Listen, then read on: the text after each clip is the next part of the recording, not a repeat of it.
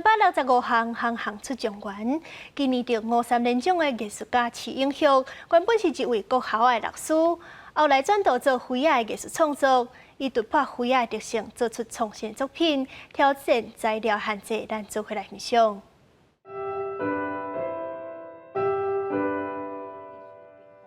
人机镜头出来，伫土条顶悬留下手印甲纹路，这位是刀艺家齐永旭。这个是我身体跟我的时间，透过这个材料堆积在这边。伫小塔延伸，甲身体所留的痕迹保留伫作品面顶，嘛代表伊所经过时间。齐永旭甲这种生物性的过程，比如做修。我曾经伫迄网络看到一张照片一个短片是一只蜘蛛蜘蛛网它的吐丝就连起来，狗会拖来，狗会拖来，安尼我看到迄时我讲，哎，这个就是我。 选用灰仔做原料，挑战所在，保参真棒的尺寸，对抗气候等等外来干扰，互灰仔形体颠覆假死的用途。齐永旭用灰仔来找家己身体的界线，更较相似超越。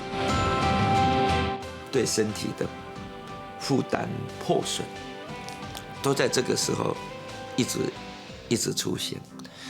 那这些出现，就会造成了另外一种强大的压力又出来。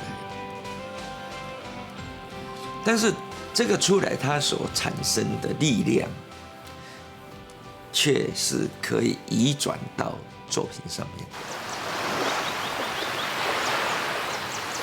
少年要是运动员，到大继续咧走马拉松训练家己的体力，甲作品的消磨做对抗。回头看，伊做过小学老师、高中演奏家，一直到1986年才开始灰仔的创作。1994年出名，连续摕到真侪世界大奖，嘛摕到头一届刀艺奖的夺冠奖。 20多档的创作过程中，迄种追求突破家己的坚持，成做这届第42届53连奖艺术奖的得奖者。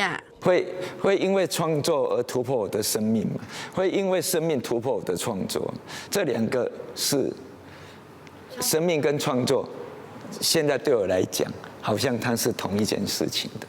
齐永旭解说，伊拄到人生的中途点，奖来了正拄好，互伊有继续向前行的力量。嘛加了一个想法，就是作品会随着身体限制等等改变，但是创作之路绝对袂中断。记者陈雅文、刘凯台北报道。